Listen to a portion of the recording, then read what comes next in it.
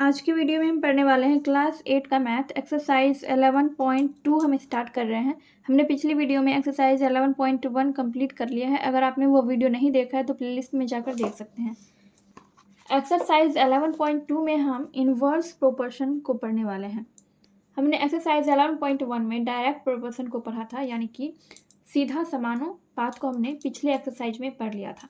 आज की वीडियो में हम व्युत्क्रमानुपाती विचरण यानी कि इनवर्स प्रोपोर्शनल वेरिएशन के बारे में पढ़ने वाले हैं। सीधा समानुपात में क्या होता था, जब एक राशि बढ़ती थी तो दूसरी राशि भी बढ़ती थी। लेकिन व्युत्क्रमानुपाती में क्या होता है कि अगर एक राशि बढ़ रही है तो दूसरी राशि क्या होगी, घटेगी, या फिर दूसरी राशि अगर बढ़ रही है तो पहली राशि घट जाएगी। यहाँ पर डेफिनेशन भी दिया गया है। दैनिक जीवन में हम कुछ स्थानों पर यह देखते हैं कि एक राशि के बढ़ने से दूसरी राशि एक स्थिर अनुपात में घटने लगती है, अथवा पहली राशि के घटने से दूसरी राशि एक स्थिर अनुपात में बढ़ने लगती है। इस प्रकार के अनुपातिक संबंधों को व्युत्क्रमानुपात कहते हैं। जैसे कि यहाँ पर दिया गया है, देखिए, मजदूरों की संख्या और दिनों की संख्या। मजदूरों की संख्या कम है यानी कि 5 है, और दिनों की संख्या कितनी है, 60। तो एक सड़क पर मिट्टी डालने के काम को पूरा करने के लिए आवश्यक मजदूरों और दिनों की संख्या नीचे सारणी में दी हुई है। तो कोई भी सड़क बनाना है, अगर उसमें 5 मजदूर मिलकर काम करेंगे तो वो काम जो है 60 दिन में पूरा होगा। अगर मजदूरों की संख्या बढ़ाकर 10 कर दी गई तो दिन घट जाएगा, यानी कि अगर 10 मजदूर काम करेंगे तो 30 दिन लगेगा। अगर 15 मजदूर काम करेंगे तो 20 दिन का समय लगेगा। वैसे ही अगर मजदूरों की संख्या और बढ़ा दें, 20 मजदूर कर दें, तो कितना समय लगेगा, 15 दिन का। वैसे ही अगर 30 मजदूर कर देंगे तो समय कितना लगेगा, 10 दिनों का। ठीक है। और इसमें एक खासियत ये होता है कि इन दोनों का जो गुना होता है, इन दोनों को जब हम गुना करते हैं तो सबका गुणनफल समान होता है। जैसे कि आप 5 और 60 को गुना करेंगे, कितना होगा, 300 होगा। वैसे ही अगर इन सब को भी गुना करेंगे, ऊपर नीचे दोनों अनुपात को हम दोनों संख्याओं को गुना करेंगे तो सबका मान बराबर ही आएगा। सबका कितना आएगा, 300 ही आएगा। ठीक है। जैसे कि यहाँ पर आप देख सकते हैं 4 किलोमीटर घंटा में यहाँ पर दिया गया है और यहाँ पर समय दिया गया है। यहाँ पर दोनों राशि दी गई है, ऊपर भी है और नीचे भी है, और इन दोनों का गुणनफल कितना आया, 48 आया है। वैसे ही यहाँ पर एक राशि दी गई है, ऊपर यहाँ पर दिया गया है और नीचे आपको लिखना है कि यहाँ पर क्या होगा। ठीक है। तो इसका पता आप कैसे लगा सकते हैं, देखिए, जैसे कि यहाँ पर इन दोनों को गुना करके 48 आया, तो इन दोनों को भी गुना करके 48 आएगा। तो आप क्या कर सकते हैं, 48 में 24 से भाग दे देंगे तो जो भी उसका भागफल आएगा वो यहाँ पर आ जाएगा। ठीक है। वैसे ही इसमें भी करेंगे। तो इस तरह से हम ऐसे क्वेश्चन को हल करते हैं।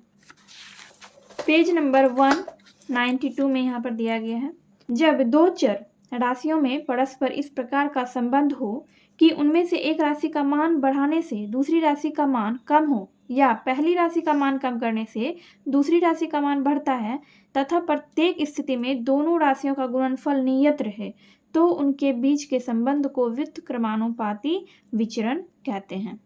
ठीक है। अब इस क्वेश्चन को सॉल्व करेंगे, इस एक्सरसाइज के क्वेश्चन को जब आप सॉल्व करेंगे तो आपको सारा चीज क्लियर हो जाएगा। एक्सरसाइज 11.2 का पहला क्वेश्चन है, यदि x और y व्युत्क्रमानुपाती विचरण में हो तो आवश्यकता अनुसार रिक्त स्थानों की पूर्ति कीजिए। यहाँ पर x और y का मान दिया गया है, किसी में 1 दिया गया है और किसी में दोनों में दिया गया है। आप देख सकते हैं कि यहाँ पर x और y दोनों का मान दिया गया है, फिर यहाँ पर भी x और y दोनों का मान दिया गया है, और यहाँ पर सिर्फ x का मान दिया गया है, हमें y का निकालना है, और यहाँ पर हमें x का मान निकालना है, y का मान दिया गया है। वैसे यहाँ पर x का मान है और y का मान हमें निकालना है। तो चलिए, तो बुक में जैसे क्वेश्चन दिया गया था हमने यहाँ पे वैसे ही लिख लिया है।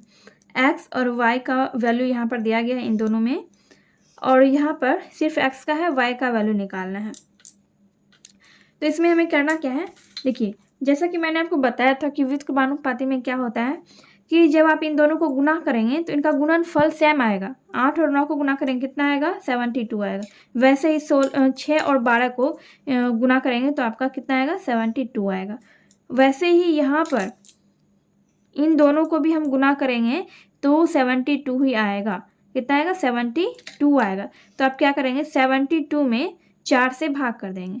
ठीक है।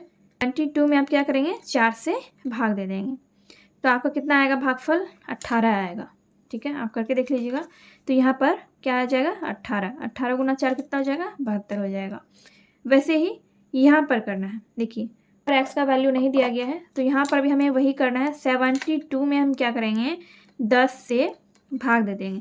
जब आप 10 से भाग देंगे तो आपका कितना आ जाएगा, 7.2 आ जाएगा। जब हम 7.2 को 10 से मल्टीप्लाई करेंगे तो आपका आ जाएगा 72। फिर यहाँ पर कैसे करना है, यहाँ पर भी वैसे ही करेंगे। यहाँ पर 36 ऊपर में दिया गया है, x का वैल्यू, y का वैल्यू निकालना है, तो आप 72 में 36 से भाग कर देंगे तो आपका क्या आ जाएगा, 2 आएगा। तो इन दोनों को जब आप गुना करेंगे कितना आ जाएगा, 72। यानी कि वित्त क्रमानुपाती में क्या होता है, दोनों राशि को गुना करने पर उसका वैल्यू बराबर आता है। ठीक है, तो यहाँ पर ये हो गया आपका आंसर, ये आपका आंसर हो गया क्वेश्चन नंबर 1 का। और यहाँ पर क्वेश्चन नंबर 1 में जो फिल इन द ब्लैंक्स है, यहाँ पर आपको यही चीज़ भरना है।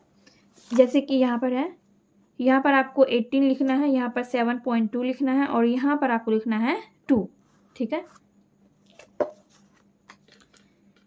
नेक्स्ट है निम्नांकित विचरण सारणी में रिक्त स्थानों की पूर्ति कीजिए। ये भी बिल्कुल क्वेश्चन नंबर 1 की तरह ही बनेगा। चलिए देखते हैं। क्वेश्चन नंबर 1 में क्या था कि इन दोनों में दिया गया था, क्वेश्चन नंबर 1 में x और y का वैल्यू यहाँ पर 2 जगह दिया गया था, और क्वेश्चन नंबर 2 में x और y का वैल्यू सिर्फ एक जगह दिया गया है। यहाँ पर ये दोनों जगह यहाँ पर दिया गया है। तो जब आप इन दोनों को गुना करेंगे तो कितना आएगा, तो इसका आ जाएगा 320। इन दोनों को मल्टीप्लाई करने पे आ जाएगा 320। इन दोनों को हम गुना करेंगे तो इतना ही आएगा। तो हम क्या करेंगे, 320 में 4 से भाग दे देंगे तो यहाँ आपका आ जाएगा 80। ठीक है, तो जब आप इन दोनों को गुना करेंगे तो आपको कितना आएगा, 320।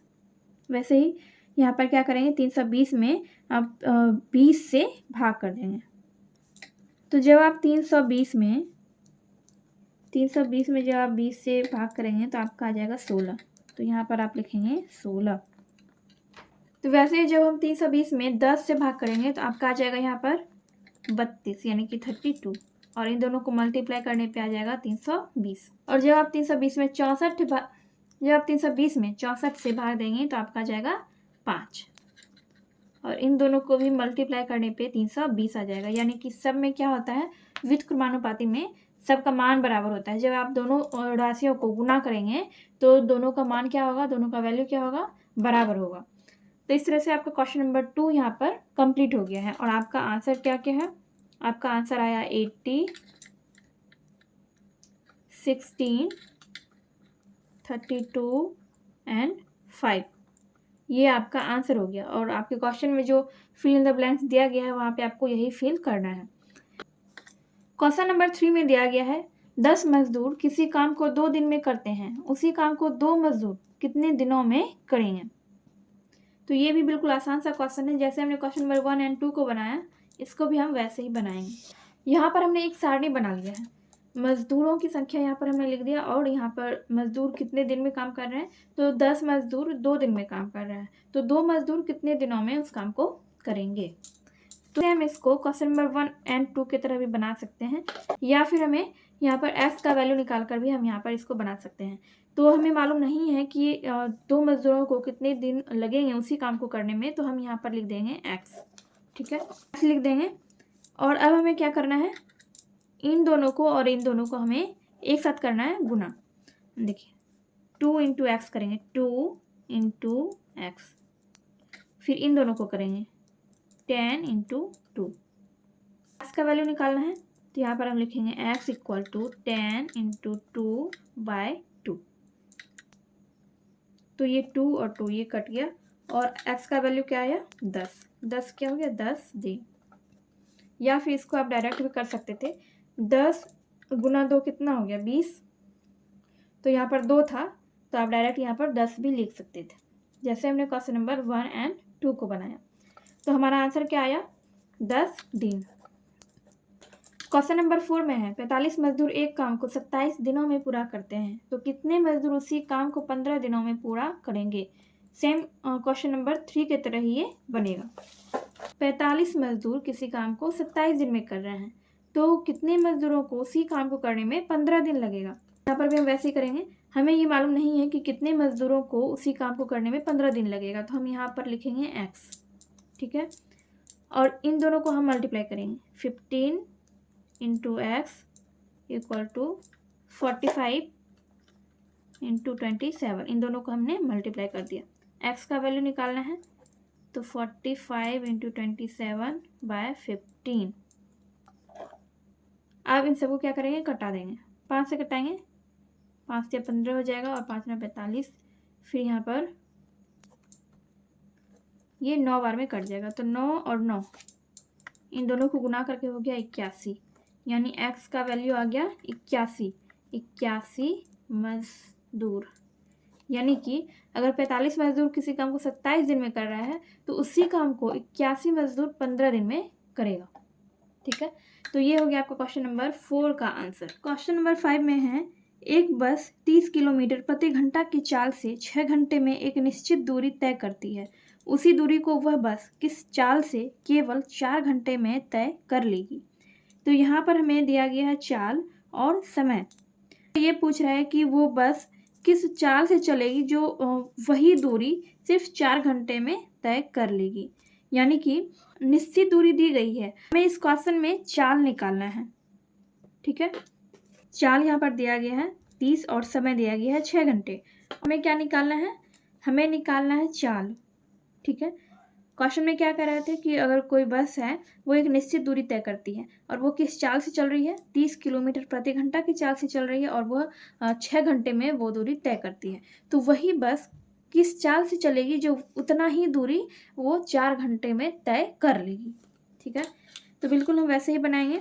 इन दोनों को हम गुना कर देंगे, 4 into X equal to 30 into 6, फिर एक्स इक्वल टू 30 इंटू 6/4। ठीक है, इसको कटा देंगे, 2 दूनी 4 और 2 तिया 6, फिर ये हो जाएगा 15 से 15 गुना 3 हो जाएगा 45, यानी कि x का वैल्यू आ गया 45। क्या हो जाएगा, 45 किलोमीटर प्रति घंटा हो जाएगा।